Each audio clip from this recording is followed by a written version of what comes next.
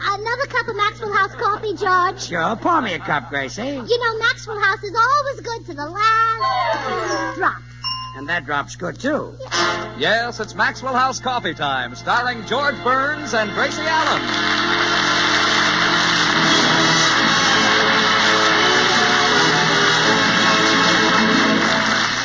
With yours truly, Toby Reed, Hans Conried, Gail Gordon, Meredith Wilson of the Maxwell House Orchestra, and Bill Goodwin. For America's Thursday night comedy enjoyment, it's George and Gracie. And for America's everyday coffee drinking enjoyment, it's Maxwell House. Always good to the last drop.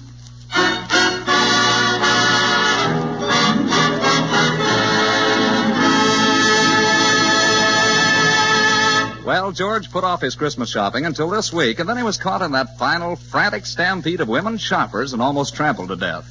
We find him now seeking refuge in the corner cigar store where he meets Bill Goodwin. Hi, George. Oh, hello, Bill. Hey, you look kind of rumpled. I am, Bill. Bunch of women shoppers knocked me down and walked on me. Holy smoke, I'll say they did. Well, look at your poor face where they stepped on it. It's all battered and beaten. What a horrible mess. They didn't touch my face. Oh.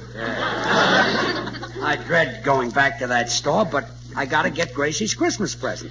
I'm already in the doghouse with her. How come? Oh, a little slip of the tongue, Bill. This morning, Gracie said, I'd like to have Mother here for Christmas. Can she fly down? And I said, why not? I never saw an old crow that couldn't.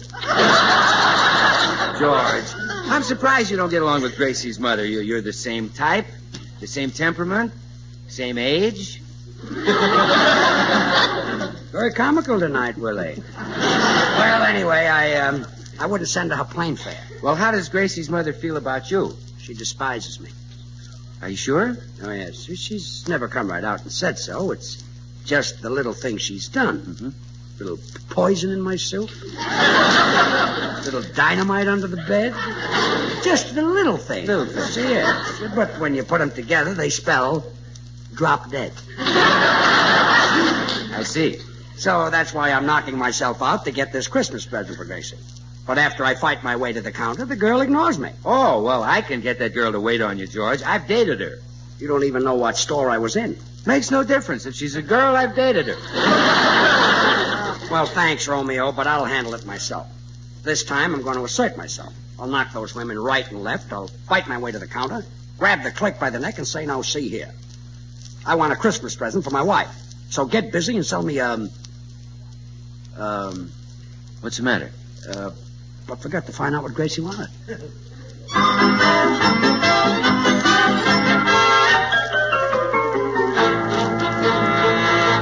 Gracie. Yes, dear? What would you like for Christmas this year? Well, George, I don't want to just come right out and tell you. That would take all the fun out of it. Well, how else can I find out what you want? Well, I've written some clues for you. Clues? Yes, you can guess it from those. Now, here's your first clue. Read it. First for Santa Claus, second for me. My eyes are blue, my initial is G. Bring me a present, large, not small, and I'll say Happy New Year in the summer. Well, what is this, truth or consequences? Well, George, you felt so bad about not guessing Miss Hush. And this'll sort of give you another chance. Look, just tell me what you want for Christmas and stop making yourself a Ralph Edwards. Oh, but this is much more fun. Oh, all right. If it means so much to you, I'll play your game. Good. Now, let's see. First for Santa Claus, second for me. Dancer is first, Prancer is second. The Prancer could be a horse. You want a horse for Christmas? Oh, what would I do with a horse? Well, you're always banging up the fenders, and if you had a horse, you wouldn't have to drive the car. Oh, that's silly. A horse couldn't drive a car. Well, skip it. So I missed the first guess. Yeah, that'll cost you 50 cents. 50 cents? Oh, I forgot to tell you. Every time you guess wrong, you drop 50 cents in this bowl for charity. What charity? Oh, a very worthy one, George. It's for a poor mother who's expecting. Oh, well, that sounds like a worthy cause. Okay, here's my 50 cents. Thank you, dear. Now try again and guess what I want for Christmas. Let's see. Bring me a present, large, not small, And I'll say Happy New Year in the summer. Well, think, George. Concentrate. Say, I think the Chinese celebrate New Year in the summer. Now, let's see, Chinese. No, I don't want chop suey. Hey, Gracie. That'll be another 50 cents. Honey. Honey's wrong, too. Another 50 cents. Nuts. Wrong again. It's $1.50 you owe the bowl. Oh, well, it's for charity. There you are. Glad I'm using this punch bowl. Looks like I'll fill it. The rate you're going, you'll fill the Rose Bowl. Come in. Hello, all. Oh, hello, Meredith. Meredith. Say, Mayor, maybe you could help me. Gracie has written down on this piece of paper what she wants for Christmas. Really? As a boy, I used to write down what I wanted and mail it to Santa Claus at the North Pole. Of course, now I'm older and wiser. Oh, of course. Now I just go to the nearest department store and hand it to him in person.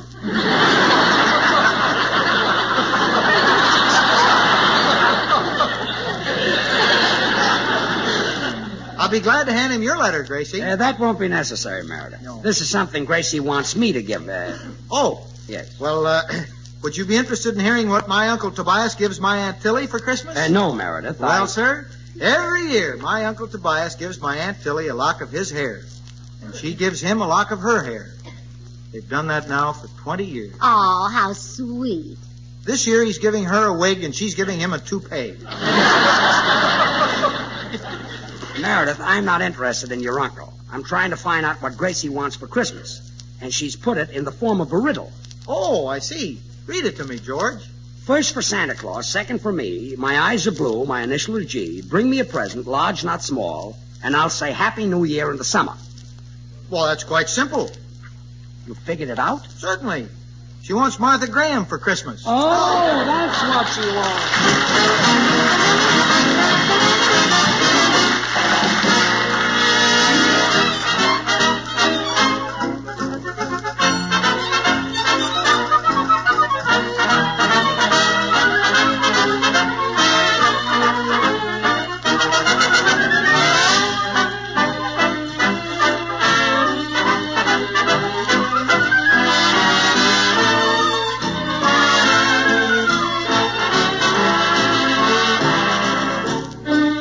Mighty pleasant melodies, Meredith, with a swing to their rhythm that sets your feet to beating. True, Toby. It's the rhythmic beat of a schottische, which is a slower Scotch version of the polka. The Scotch polka? That sounds good. Oh, it is good, Toby.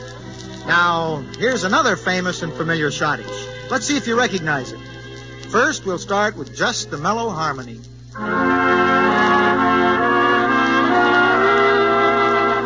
Now we'll add a counter melody for richness.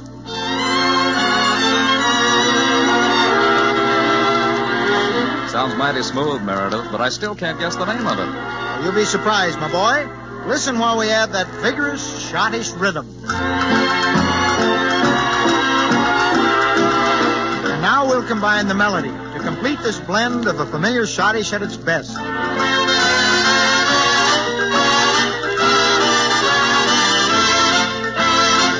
Well, of course, it's Paul Linke's Beautiful Glowworm. And friends, just as all our favorite melodies are created by expertly blending many orchestral parts, so too with the creation of America's favorite coffee, Maxwell House.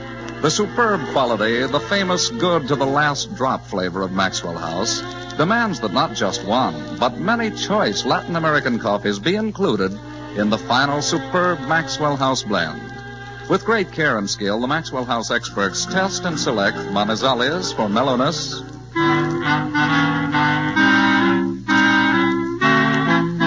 for richness, they add Medellins.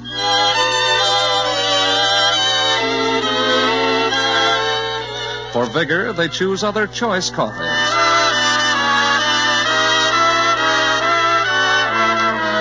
And for fine full body, they add Bucaramangas.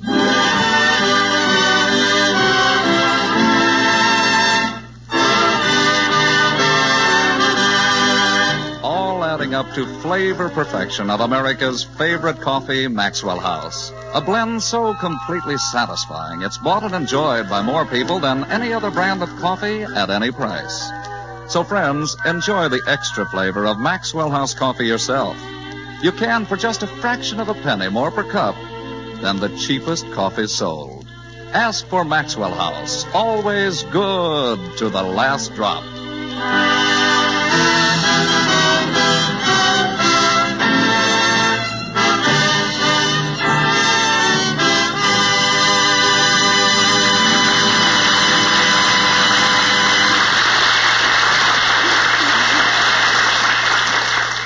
You want stockings for Christmas? No.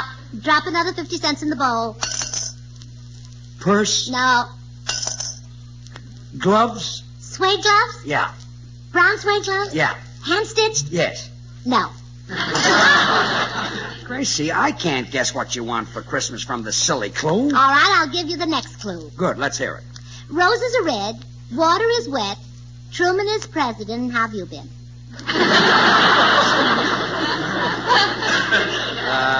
That's the clue. Yes. Let's go back to the first one. No, George, work on it. I'll leave you alone so you can concentrate. Concentrate my foot. Take this clue next door to Dr. Miller. Only a psychiatrist can figure this out.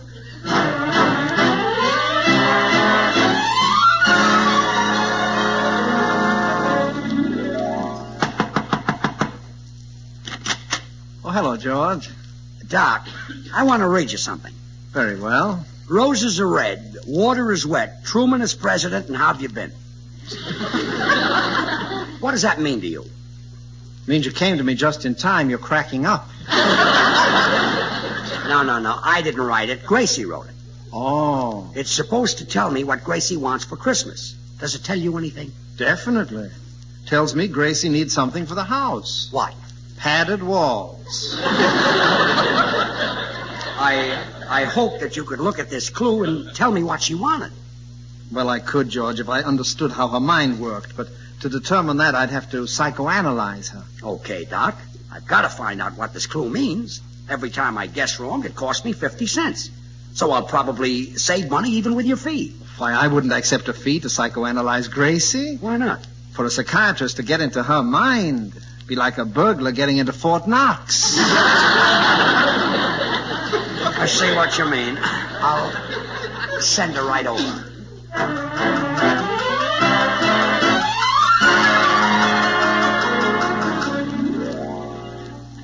Now then, Mrs. Burns, just lie down on this couch here and relax completely. Thank you, Doctor.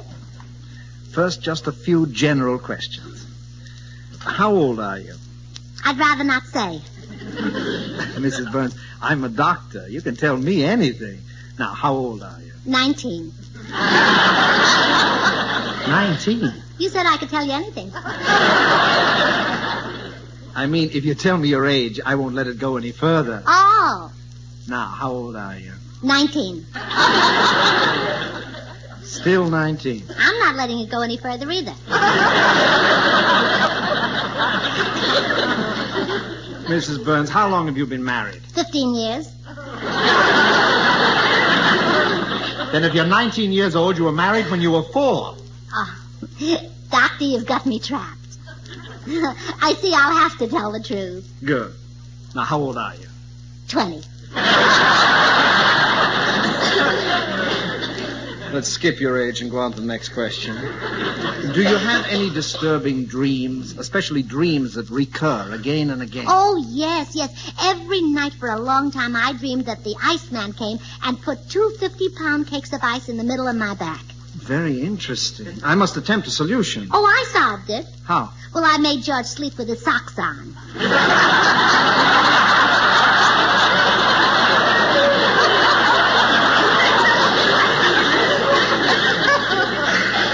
Yes, I see.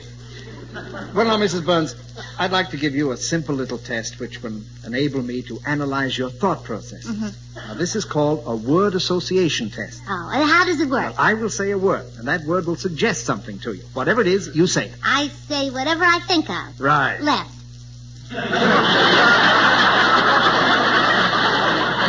I hadn't started yet. Now, here we go. Picture. Frame. Powder. Pup. Telephone. Thank you. Hello? Now, what does the telephone suggest? Nothing. Nobody's on the wire. Mrs. Burns, the telephone did not ring. When I said telephone, you should have said something like Alexander Graham Bell. I see.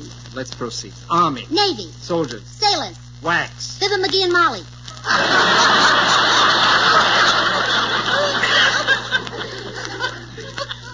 Wax made you think of Fibber McGee and Molly. They sell it. I was referring to WACS. So was I, Johnson's. Let's proceed.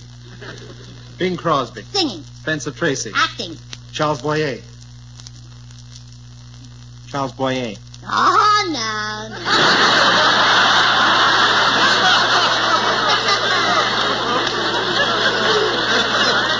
You don't trick me into that one. I see you're taking notes. So my husband can read. let's proceed. Hello? Oh, yes, Grace is right here. Telephone. Alexander Graham Bell.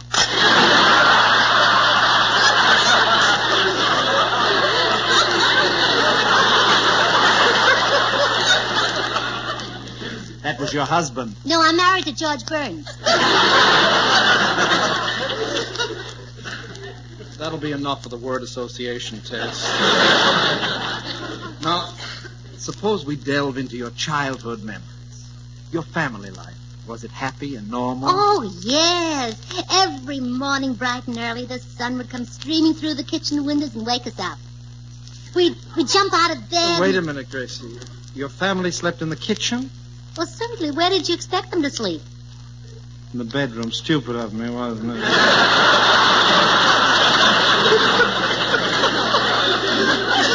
We couldn't sleep in the bedroom. That's where we did our cooking.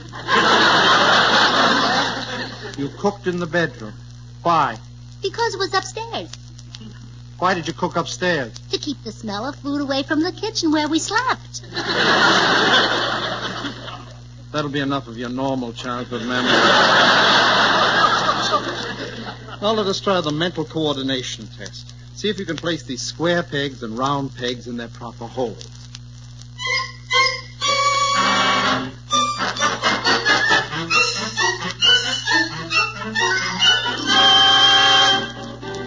George, I have completed the psychoanalysis of your wife. Swell, Doc. Oh, yeah. First, I gave her the Binet-Simon intelligence quotient test. Then I traced her mental processes with the word association test. Then I gave her the Bechterew-Mendel reflex test, the Rorschach-Inkblot test, applied the factors of heredity and environment, and I knew her mind like a book. Wonderful. I then applied this knowledge to the clue she'd given you, and I was able to make a guess as to what she wanted for Christmas. Well? Where do I drop my 50 cents?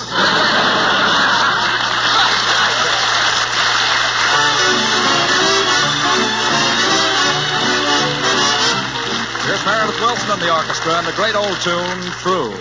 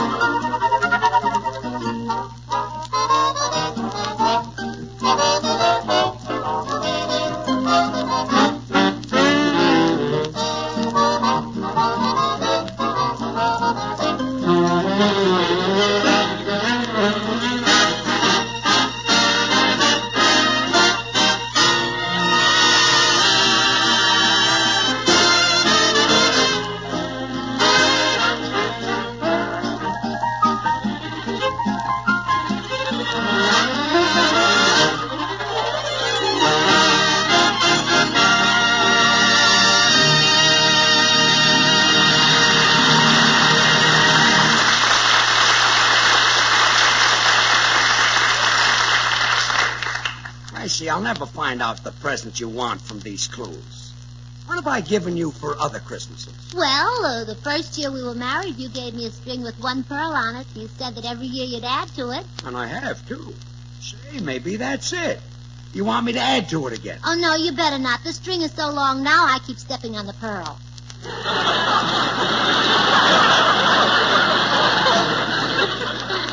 Well, that was no help. Now, I better give you another clue. Yes, a clue and some aspirin. Yes, I won't be a minute, dear. Okay, dear.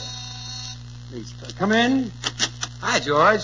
Say, did you get Gracie's present? No, Bill, I can't find out what she wants. If you were Gracie, what would you like for Christmas? Oh, not a thing, George. Gee, I'd feel that I'd received life's supreme gift when I got wonderful, handsome, talented, generous you. Bill, you haven't said anything that nice to me for a long time. No, not since last Christmas. Oh, I get it, Bill. You don't have to hinder me. Don't we always exchange presents? Well, I always exchange yours. You don't like the cigars I've been sending you? Is that what they were? Yes. That's what they were. Every Christmas, I give you and Meredith each a box of those cigars. They're 2 for $1. Oh, they're robbing you, George. You shouldn't pay more than 10 cents a box. We'll try it again next week. George, here comes that big oil millionaire from Texas. Oh, yeah, Mr. Judson. Yeah. Come in. Howdy, Burns. Oh, hello, Mr. Judson. You know Bill Goodwin. Oh, sure. You bet I do. Say, Bill, I heard you talk about that Maxwell House coffee, so I got me some. Really? Well, isn't it wonderfully satisfying? Yes, sirree, rich and mellow. Oh, good to the last drop. The most delicious coffee I ever tasted. You bet. What part of Texas they grow it in? Mr. Judson, the superb coffees that go into Maxwell House are grown down near the equator. Oh, southern Texas, huh? Got down around Galveston. Mr. Judson. Well, now, it's the best darn coffee in the whole world, and that cup I had this morning sure was worth the $1,000 I gave for it. Wait a minute, you gave $1,000 for it? Why, Mr. Judson, Maxwell House costs but a fraction of a penny more per cup than the cheapest coffee you can buy. Oh, I know that, but I had to leave the girl a tip. Kid's got to make a living. Say, Bill, tell me some more about that fine Galveston coffee. Is it popular? Well, I'll tell you, Mr. Judson, with more than 1,000 brands to choose from, more people buy and enjoy Maxwell House than any other brand of coffee in the world. But it's not grown in Galveston. It ain't? No, sir. It comes from places like Colombia, Brazil, Guatemala, Mexico, Salvador, Venezuela. Oh, the suburbs of Galveston. You might as well give up, Bill. To this guy, anything that's the best comes from Texas. The best coffee, the best-looking men, the best actors, the best lovers. Really? Well, in that case, I reckon I'll be moseying. So long, partner. So long, Tex. Mr. Judson, maybe you can help me. I can't find out what my wife wants for Christmas. Well, now, I'm having the same trouble. I know my wife wants a string of beads, but I don't know what kind. Well, what are you going to do? Well, I'm going to get a 4-string. Rubies, emeralds, sapphires, and diamonds, and she can throw away the 3 she don't want. Well, you can afford that. You've got $26 million. No, that's $27 million. Yep. You see, we had a little hard luck down home. Grandpa was out in the yard rocking in his rocking chair. He reared back a mite too far. The rocker dug in the ground, and up come another darned oil well.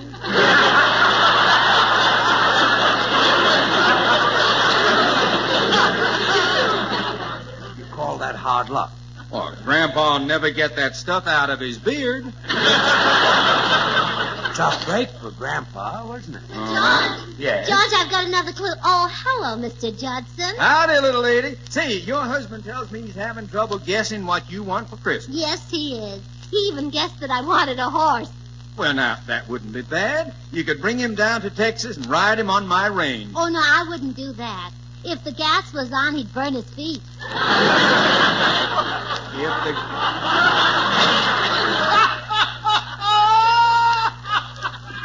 I like your sense of humor, man.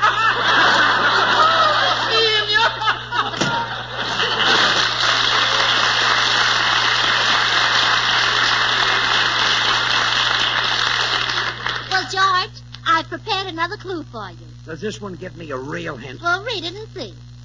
Use your brain. Don't be a goat. Why not ask me if I'd like a mink coat? Well, how's that for a hint? So that's it. You want a mink coat for Christmas? Can I have one? No. That isn't it, then. Drop another 50 cents in the bowl. Now, wait a minute. That's a cheat. This clue can't mean anything but a mink coat. Yes, it can. Now, here, I'll help you. Now, look at the second line. Don't be a goat. Now, what do goats give? Milk. And, what do they make out of goat's milk?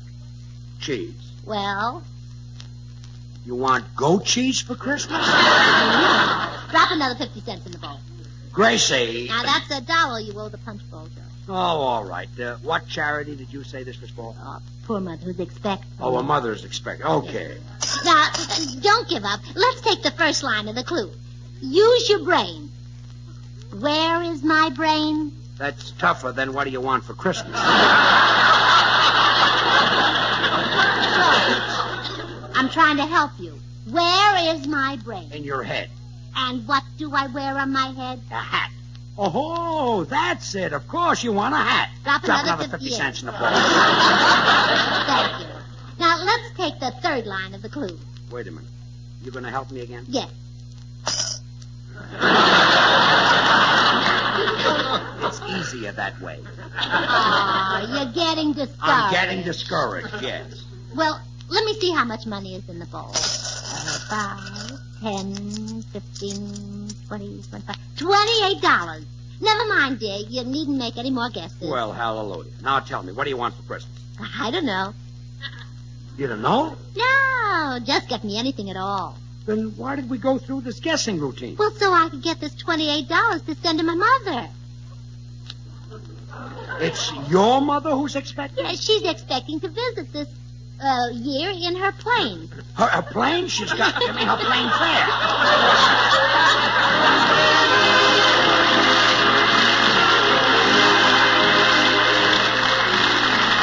George and Gracie will return in just a moment. Join us again Thursday when we'll all be back. George Burns, Gracie Allen, Bill Goodwin, Meredith Wilson, and the Maxwell House Orchestra, and yours truly, Toby Reed. And now, here are our stars. Well, Gracie, how would you like a silver comb and brush set for Christmas? Drop 50 cents in the bowl. You're going back to that again? Well, yes, I called Mama, and she wants to bring my brother Willie along, too. Good night.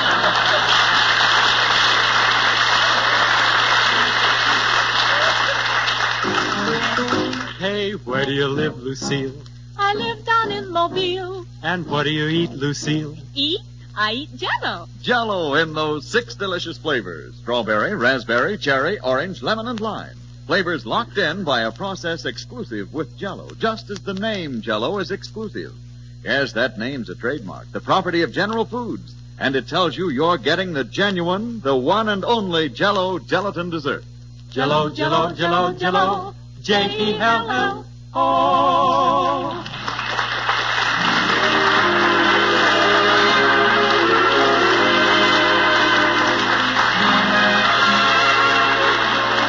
Until next Thursday, good night and good luck from the makers of Maxwell House, America's #1 preferred brand of coffee. Always good to the last drop. The George Burns and Gracie Allen Show is written by Paul Henning and Keith Fowler. And now stay tuned in for Noah Webster Says, which follows immediately over most of these stations. This is NBC, the national broadcasting company.